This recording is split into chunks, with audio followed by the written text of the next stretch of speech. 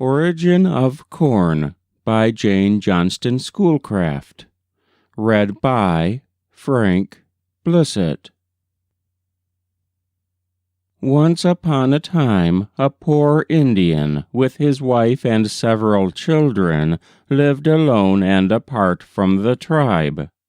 It was on the first indications of spring that his eldest son had arrived at that age when it is thought necessary for youth to fast, to see what kind of spirit would be his guide and guardian through life.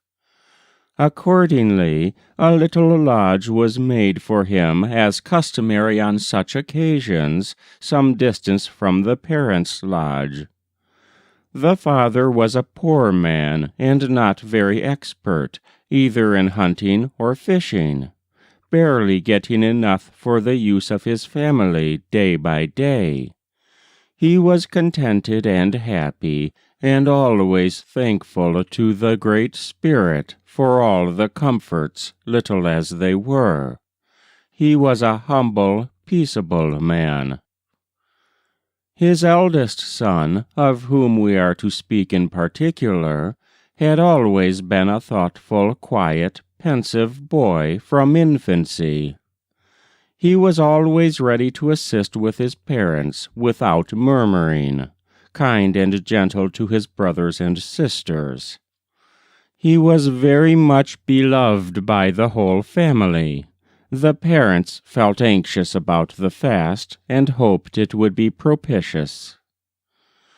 After the lad had prepared himself and entered the lodge, the first few days of the fast he amused himself by walking in the woods and on the mountains, examining the early plants and flowers, and as he observed all nature in its progress of reanimation, he sighed and wished to know all about how they first came, how they grew without the help of man and everything else, about their being useful to mankind, etc. After a few days he confined himself to his little lodge, thinking how he could be helpful to his poor fellow creatures. He thought how precarious the exertions of his poor father were, in order to sustain his family, and thought if there could be no other means of support than that of fishing and hunting, and a great many other ideas came to his mind, such as, who is the author and maker of all I see, so beautiful, so silent, and yet perceptible in its operations? There must be a great spirit, he said to himself, who has made all things and who takes care of all. I must try to find out who it is. Perhaps in my visions I shall find out who he is, and he may show me pity and teach me to be like him, bountiful and good. For a good spirit he must be, who bestows such beautiful things for the use of man. On the third day he became weak and faint, and kept his bed, and fancied he saw a man come down from the sky, advancing toward him, very gaily and richly dressed, having on a great many blankets of the same color, only slight shades of difference. Some were deep green, and others lighter. He was very beautiful, having fine waving feathers on his head. When he came near, he said, I am sent to you, my friend, by the Great Spirit who made all things in the sky and on the earth, the same Great One you thought must exist, from what you observed the other day. He has seen and known your motives in your fasting now. He sees it is to do good to your fellow creatures, and you did not think of yourself.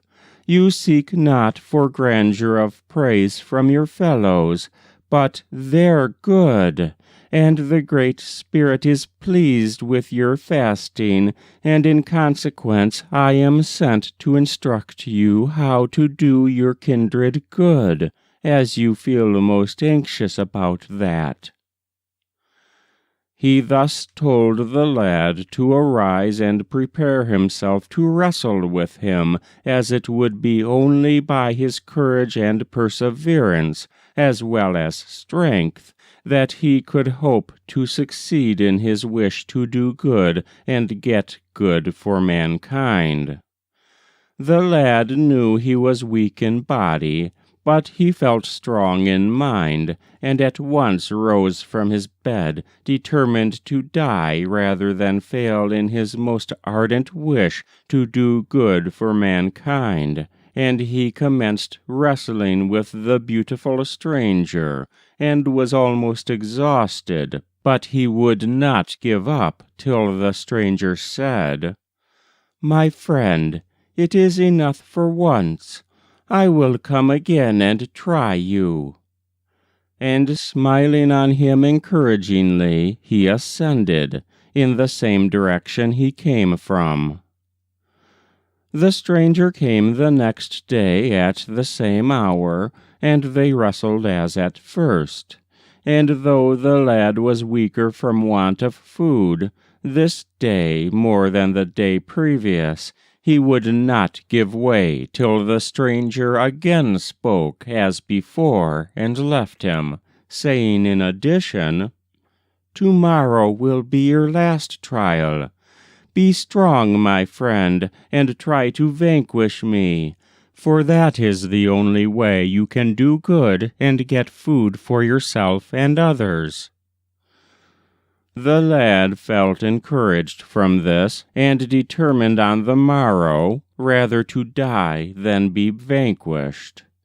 The stranger appeared again at the usual time, and said, "My friend, this is the last struggle between us. 3 days have I wrestled with you. Weak as you are, you have behaved manfully, and you seem to struggle more for others than for yourself, and therefore I hope you will prevail."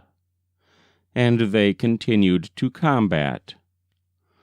The poor youth was very faint in body, but grew stronger in mind and determined not to give up the contest but with his life.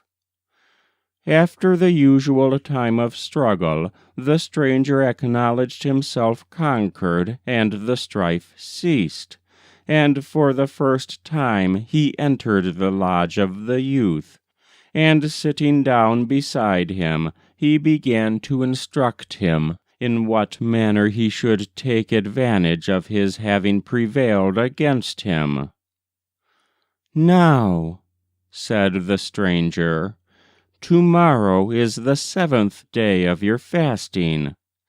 Your father will give you food to strengthen you, and as it is the last day of trial, you will prevail.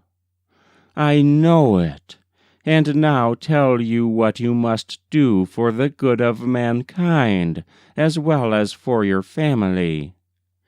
Tomorrow," he concluded, "I shall meet you for the last time, and when you have knocked me down, clean the earth of weeds and roots and make the earth very soft, and bury me in the spot thus prepared, and come occasionally to see where you shall place me.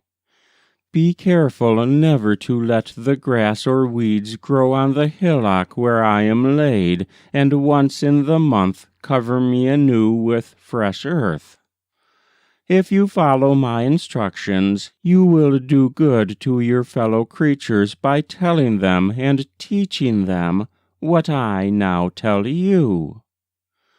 And shaking hands with the lad, he disappeared. In the morning the youth's father came with some light refreshments, saying, "My son, you have fasted long enough. If the Great Spirit will do you good, he will do it now. It is 7 long days since you tasted anything, and you must not sacrifice your life, as that would be displeasing to the Master of Life." The youth requested his father to wait till sundown, as he did not wish to break his fast till he had accomplished his vision. "Very well, my son," said the father.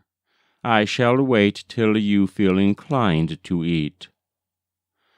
At the usual hour the beautiful stranger appeared and said, "You have not availed yourself of earthly strength, but you have strength given you from him you trust in, to enable you to succeed against me."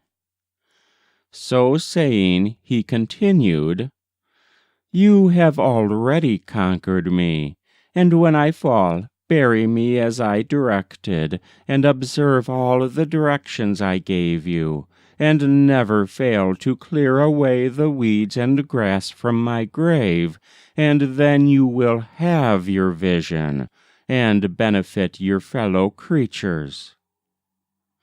Accordingly they began to wrestle, and the youth felt strengthened more than usual, and prevailed against his adversary. As soon as he found he had slain the stranger, he selected a beautiful spot to bury him. It was a shallow vale, where the sun shone daily and the dew descended nightly, and he observed everything he had been directed to do about the body, for the stranger had told him not to fear killing him, as he would come to life again, and that it was only through his death for a little while that any good would come. The youth did all that was directed of him by his friend, and felt deeply anxious about the result of his obedience, but determined to watch carefully when his friend would come to life again as he had predicted. He then went home and took sparingly of his father's kind meal, and finished his fast. All spring he attended the grave of his friend, and carefully weeded the spot he was buried in. The lad never told what had occurred, till one day the father followed him to the place he so often went to. This was after a long absence. To their mutual surprise, they beheld a strange plant, several feet high, and light hair, as it were, floating in the air at their tops, and large oval clusters on the sides of the stalks. The lad shouted, "It is my friend, and the friend of all mankind. None need ever depend alone upon hunting and fishing, as long as there is Mondomin to live and grow from the ground." He pulled an ear of corn and gave it to his father, and said, "See, father, this is what I fasted for, and the Great Spirit of all flesh has listened to my wish. Henceforth men need not depend alone upon the chase and the produce of the waters, for by careful attention to this plant they will have plenty to eat whilst the world lasts." He then told his father what the beautiful stranger had told him before in their conversation, that his blankets must be taken off, and his feathers pulled away, before he could be of any use to man. And when both were done, they returned home, roasted the ear of corn, and felt thankful to the Master of Life, who so mercifully provides for his creatures. So corn came into the world for the good of mankind, and since that time, through the instruction of the little boy, all the Indians have endeavored to get corn for their families. That was Origin of Corn by Johnston Schoolcraft. Read by Frank Blissett.